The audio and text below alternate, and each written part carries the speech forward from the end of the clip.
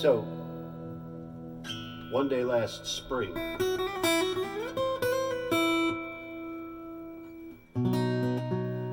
as spring was warming to summer,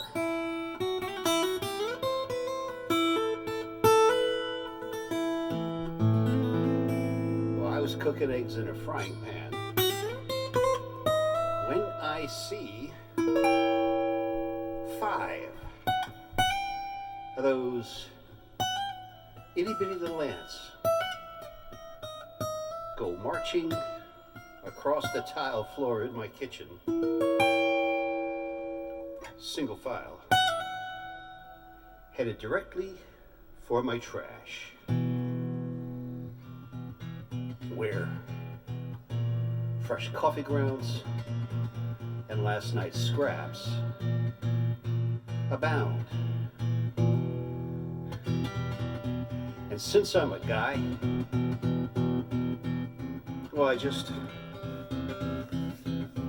stepped on him with my sneaker. End of story.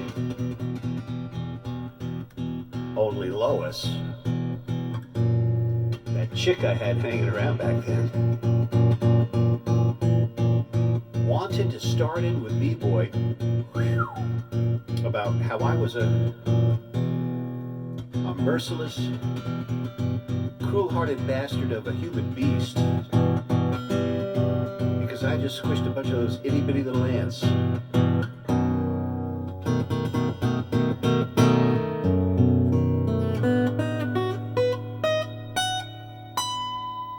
You know, the ones that are about this big. And Lois was having herself a hissy fit over it.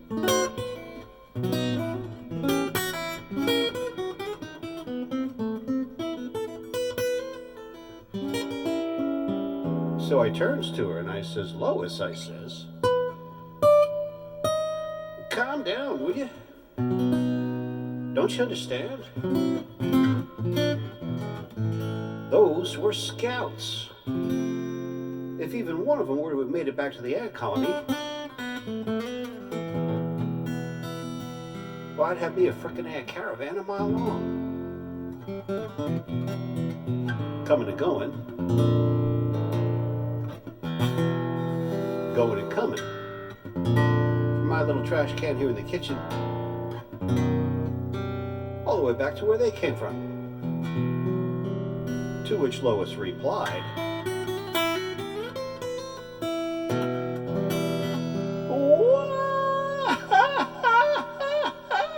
you goddamn bastard of a beastie man!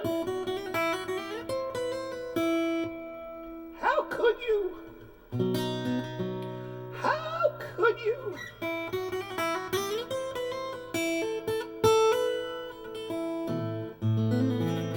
They were only doing their jobs. They were just little ones.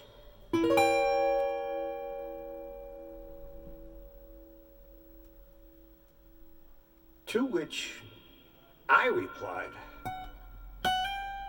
well, I'm trying to send a message back to where they came from. Lois, dear,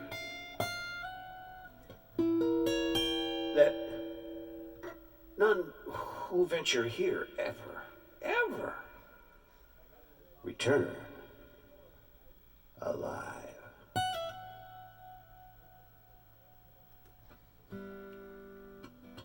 Now, I am certain that in Lois's mind at that moment,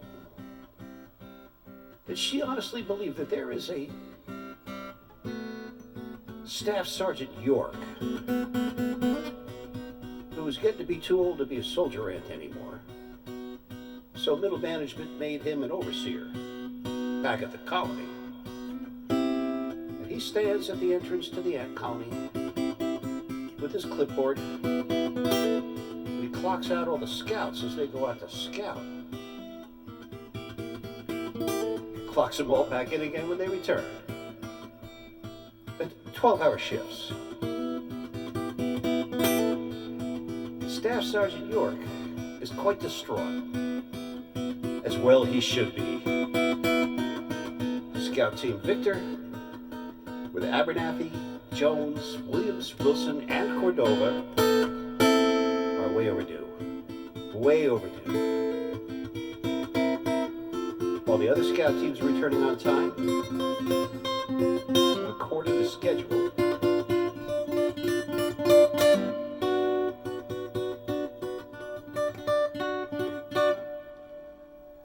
and the night is falling. And of every scout team that is returning, Staff Sergeant York inquires.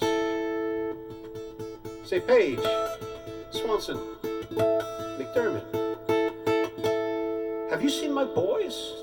Abernathy, Jones, Williams, Wilson, and Cordova? And they all reply, why, no, Staff Sergeant, we haven't.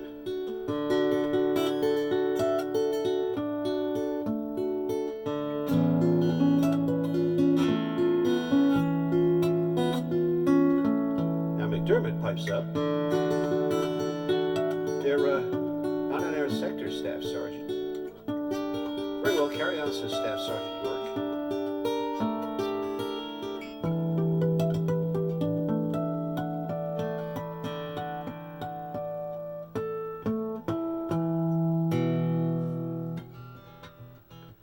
But he mutters under his breath. Where could they be? You're not worried, are you, Sarge? Asks Page, leader of Scout Team Scrupulous. Now, don't worry, they'll turn up, says Staff Sergeant York. As he looks yet again at his watch. Oh, you didn't know that about ants, did you? Yeah, they wear watches. So in order to appear nonchalant about it, Staff Sergeant York remarks, say, why don't you guys go chow down? Get yourselves some shut-eye.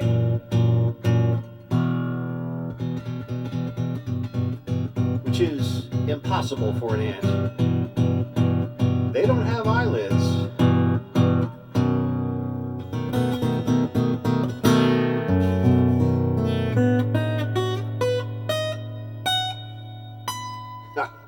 Come on. This lame-ass comedy routine. I figure I could just throw that in there. Why not? After all, this whole thing is anthropomorphicological anyways. No pun intended.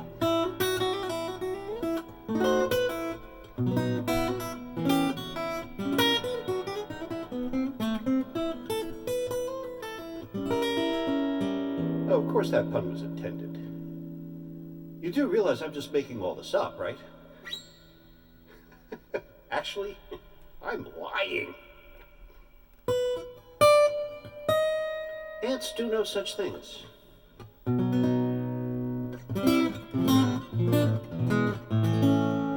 So anyway, finally, the last crew arrives. And we're about to witness the final curtain as all hope fails. Garcetti, Jorgensen, Jenkins, and Shorty. Yeah, even ants have nicknames. And Shorty, even for one of those itty-bitty little ants. Yeah, he's on the short side. And the Sarge pipes up. Garcetti, have you seen my boys? Abernathy, Jones, Williams, Wilson, and Cordova?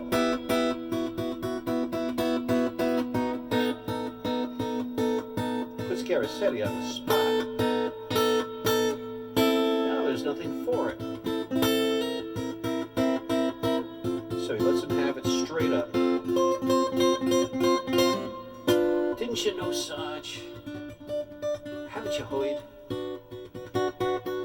Scout Team Victor, all of them, were last seen around 09:30 this morning, disappearing into that giant crack in the Great Wall 9 clicks north of here, you know the one staff sergeant, as should every ant in this colony.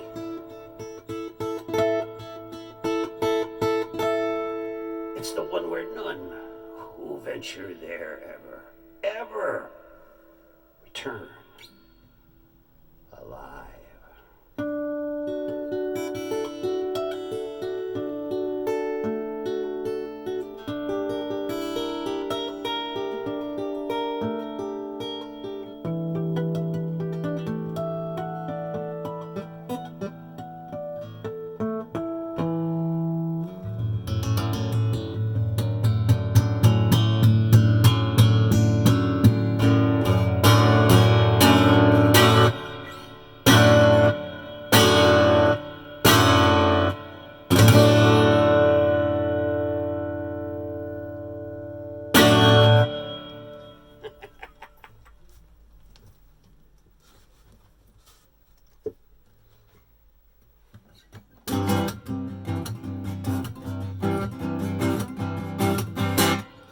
In a little cafe just a half a mile north of the border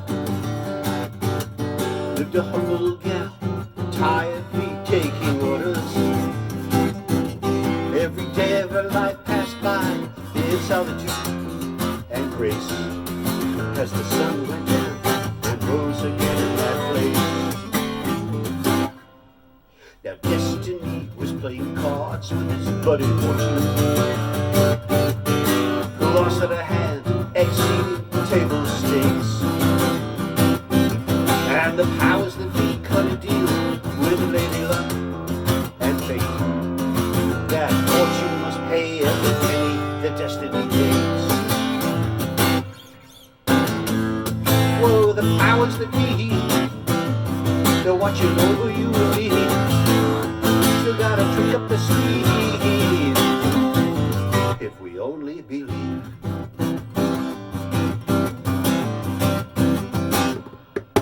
That very day, a man appeared in the doorway of that little cafe, and she greeted him with courtesy and faith. When he looked in her eyes, he said, "Darling, I've come to take you away from this place." When she asked him his name, he replied, "Just call me Ace." The powers that be, they're watching over you and me. Still gotta trick up their speed, if we only believe.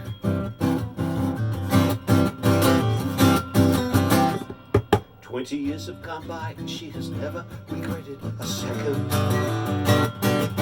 Why, how everything changed from the moment adventure beckoned. Now from dawn until dusk every day, she has everything it takes, and all over the world she is simply known as the Face.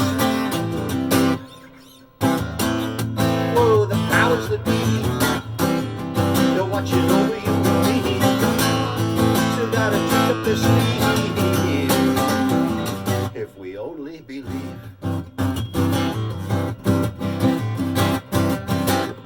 Now in a little cafe, just a half a mile north of the border, at a quiet little table in a dusty, darkened corner, fate dealing cards, Lady Luck is looking over his shoulder, and fortune must pay everything that destiny takes. Yes, fortune must pay everything that destiny takes.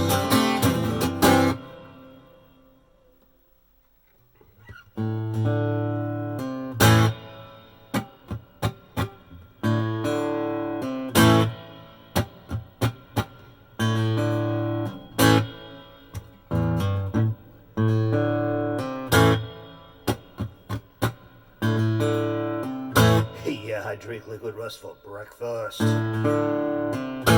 Mix it in with gasoline, and then I chew on old men's bones for lunch, baby. Yeah, I grease them down with Vaseline. And what I eat's for dinner, world bounces round like a trampoline. I got a junk food diet, baby.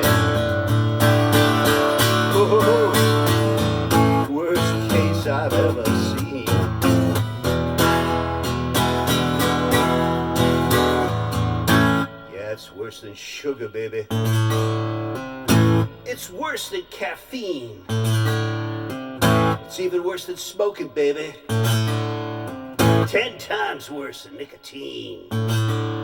It's those polytriglycerides, that BHT. I got a junk food diet, baby. Oh, worst case I've ever seen.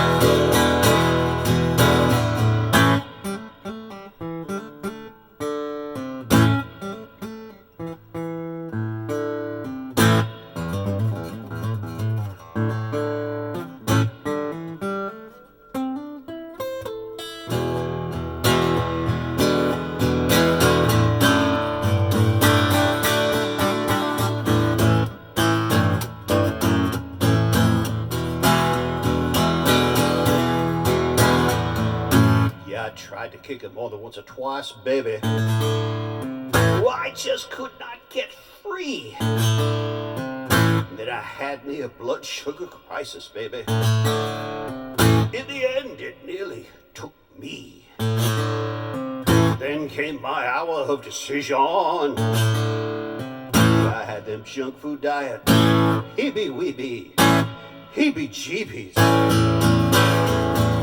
Oh yeah. I got a junk food diet, baby. Whoa, worst case I've ever seen.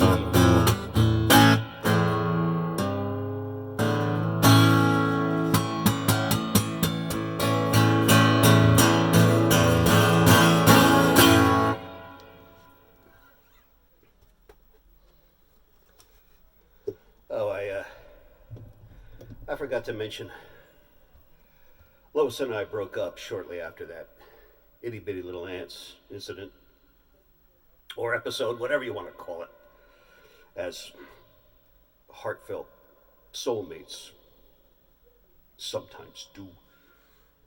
Last I heard, she's dating some guy who's trying to save the whales, which it makes more sense. What, I got you? You went for that? Yeah, when ants wear watches. Now, let me level with you. The reason I'm doing all this solo act is to get some money, and I'm going to do it the old-fashioned way. We're going to start up a huge... Most of these songs translate well into rock and roll genre, with scintillating guitar solos and dueling bass guitars, thundering drums and amplifiers 90 feet high, put on a big arena show. Knock 'em dead. Leave the audience breathless. Meanwhile, this is for all you dads out there.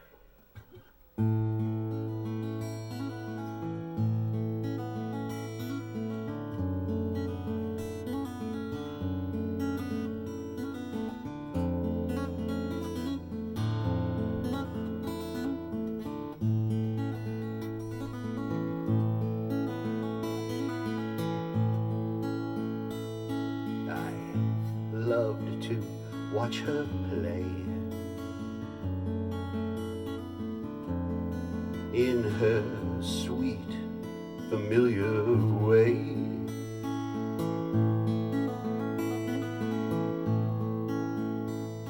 Those little hands and feet, her eyes so quick to greet.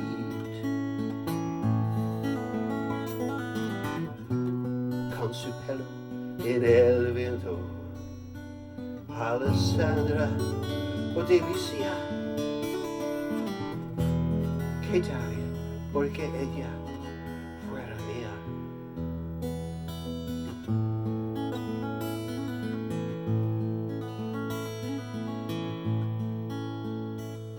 I called her yesterday, left a message my usual way.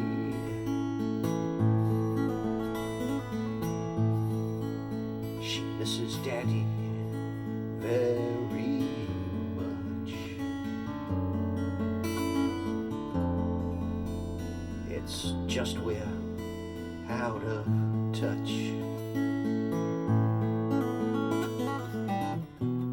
Con su pelo en el viento, Alessandra Odelicia, que tal porque ella fuera mía.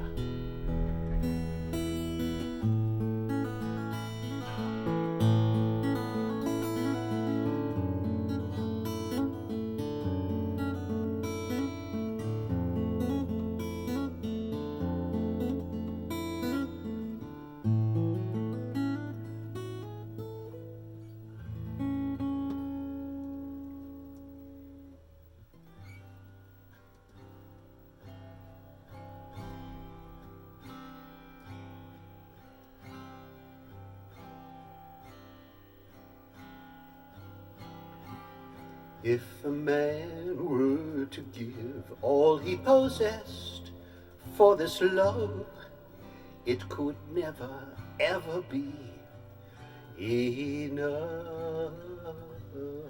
For this love is stronger than the grave, my love.